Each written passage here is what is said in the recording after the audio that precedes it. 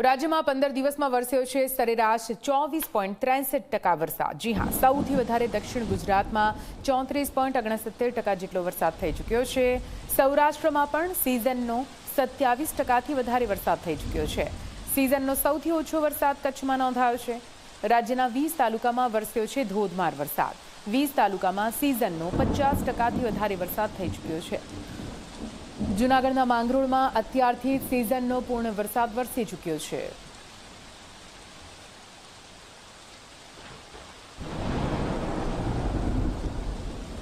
તો આપ જુઓ, ચોમાસું લંબાયું હતું, ખેંચાયું હતું। જૂન મહિનામાં વરસાદ નહોતો, પરંતુ જુલાઈ મહિનાની શરૂઆત થતાની સાથે કેવી રીતે જળબંબાકારની પૂરી પરિસ્થિતિ સર્જાય છે, ક્યાં કેટલો વરસાદ પડ્યો છે, ઝોન વાઇઝ આપને સમજાવવું છે કે આખરે ક્યાં કેવો વરસાદ અત્યાર સુધી પડી ચૂક્યો છે।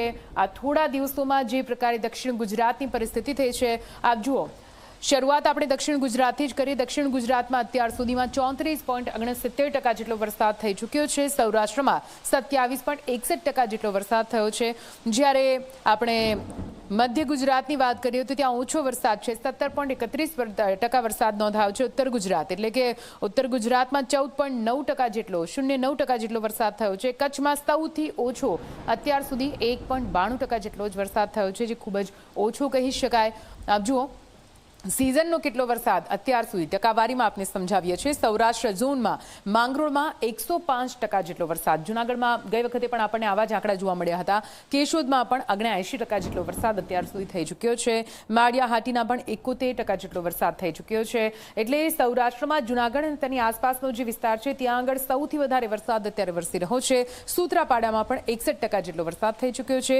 પાટણ અને વેરાવળમાં 57% જેટલો વરસાદ થયો છે। ખાંભામાં પણ સારો એવો વરસાદ નોંધાયો છે। રાજુલામાં 78% અને સાવરકુંડલામાં 59% જેટલો વરસાદ નોંધાઈ ચૂક્યો છે। આપણે સૌરાષ્ટ્ર ઝોનની વાત કરી રહ્યા છીએ, જ્યાં ગારિયાધારમાં પણ 54% અને મહુવામાં 50% જેટલો વરસાદ થઈ ચૂક્યો છે। એટલે માળિયા હાટીનાથી લઈને જૂનાગઢ ત્યાં આગળ સૌથી વધારે વરસાદ નોંધાયો છે। આ તરફ દક્ષિણ ગુજરાતની હવે વાત કરી લઈએ। દક્ષિણ ગુજરાતમાં ટકાવારી થોડી ઓછી સૌરાષ્ટ્ર કરતાં, જ્યાં વાલોડમાં 52% વરસાદ છે, અંબિકામાં 63% વરસાદ છે, બારડોલીમાં 51% જેટલો વરસાદ થઈ ચૂક્યો છે। આગળ વધીએ, દક્ષિણ ગુજરાતના અન્ય જે ઝોન છે ત્યાં કેટલો વરસાદ, તો કામરેજમાં 65% વરસાદ છે, પલસાણામાં 69% જેટલો વરસાદ છે, સુરત શહેરમાં અત્યાર સુધી 53% જેટલો વરસાદ થઈ ચૂક્યો છે, ચીખલીમાં પણ 51% વરસાદ, નવસારીમાં 50% વરસાદ વરસી ચૂક્યો છે। તો દક્ષિણ ગુજરાતમાં પણ કેવી રીતે વરસાદ વરસી રહ્યો છે આપે જોયો।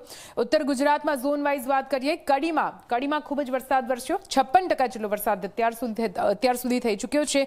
ધંધુકામાં પણ 51% જેટલો વરસાદ અત્યાર સુધી વરસી ચૂક્યો છે। તો આપ જુઓ, આ તમામ એવા ઝોન હતા જ્યાં અત્યાર સુધી ખૂબ જ વધારે વરસાદ વરસી ચૂક્યો છે અને બાકીના વિસ્તારોમાં હજુ વરસાદની શરૂઆત થઈ છે। ચોમાસું હજુ બાકી છે, જ્યાં વધારે વરસાદ થઈ ચૂક્યો છે ત્યાં આખરે કયા પ્રકારની પરિસ્થિતિ સર્જાશે તેને લઈને હાલ તો સ્થાનિકોમાં પણ ચિંતા છે।